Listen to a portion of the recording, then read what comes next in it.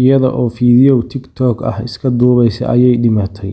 Haddaba haddii aad doonayso qisada gabadhan inaad wax ka ogaatid, fadlan muuqaalka dhammayso walaal. Alaykum waraxmatullaahi tacaala wabarakaatuh. Kusoo dhawaada asxaabta qaaliga ah Garaase Channel.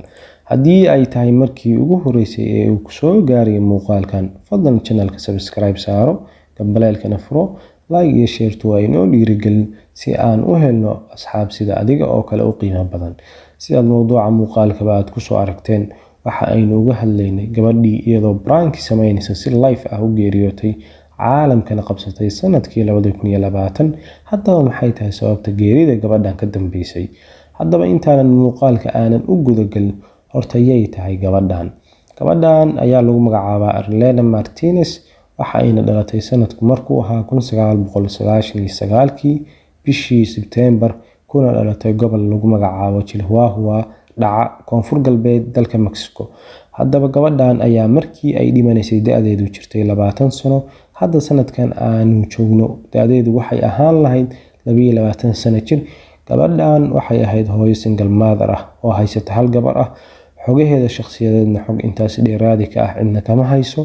Haddaba Arlene Martinez ayaa caan ka ahayd baraha bulshada sida Instagram oo ay ku xirnaayeen dad gaaray 35,000 oo followers, iyo meesha ay ku soo caan baxday oo TikTok ah.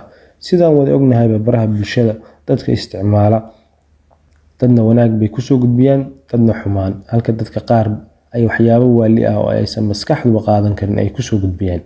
Haddaba gabadhan lagu magacaabo Arlene Martinez ayaa TikTok soo dhigi jirtay fiidiyooyo waali ah iyada iyo saaxiibadeed oo ka mid ahaa gaangiska gobolkaas, iyaga oo sameyn jiray ama jili jiray prankyo afduubasho ah oo ay adeegsanayaan hub nool. Haddaba gabadhan ayaa maalmaheedii ugu dambeeyay soo dhigaysay boostiyo badan Instagram-ka. Ilaa waa qof meel loo watay Soomaali oo waxa maqli jiray dhahda ninkii khamiis dhiman raba arbaco sii dardaarmaa. Boostiyadeedii ugu dambeeyay ayay mid ka mid ah waxa ay ku soo qortay time is ticking neither do I, oo Soomaali ahaan micnaheedu noqonayo waqtigu waa isgurayaa aniguna.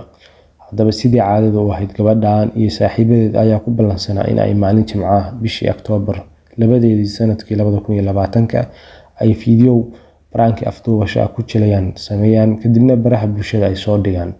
Haddaba doorka la haystaa waxaa jilayay Arlene Martinez iyo wiil kale sidaad muuqaalka uga jeedaanba ama aad ka arki kartaan.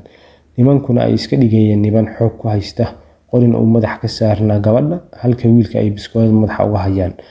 Hubkii gacantooda ku jiray ayaa mid ka mid ah ninkii xabada uga fakatay, halkaas oo ay xabadii maskaxda ka haleeshay Arlene Martinez oo isla goobtiiba ku nafbaxday, iyada oo ay kaamiradu duubayeen. Isla xilligaasba asxaabteedii oo ilaa 10 qof gaarayay ayaa meeshii isaga baxsaday, halka fiidiyoowgii uu qabsaday dhammaan baraha bulshada dabayaaqadii iyo horaantii sanadkii 2020 ilaa 2021 ee dhowaan laga idlaaday. Arlene Martinez ayaa la aasay Oktoobar 5 sanadkii 2020. Booliiska dalka Mexico ayaa xaqiijiyay raggii wejiyadoodii, waxa ayna sheegeen ninkan inuu yahay ninka xabadda ku dhuftay gabadha, walow aysan markaasi ay soo qaban, welina aan gacan lagu dhigin. Haddaba sheekada gabadhan lagu magacaabo Arlene Martinez waxaa laga baran karaa ama aynu ka baran karnaa intaada ficil ku dhaqaaqin in aad ka fiirsatin. Fadlan fiidiyowga haddaad ka heshay like iyo share inoo saar, waa inoo dhiirigelin. Ilaa iyo dhammaadka haddaad daawatayna mahadsanid. Channelka subscribe saaro, gambaleelkana furo si ay kuu soo gaaraan fiidiyow kasta oo aynu soo gelino channelka.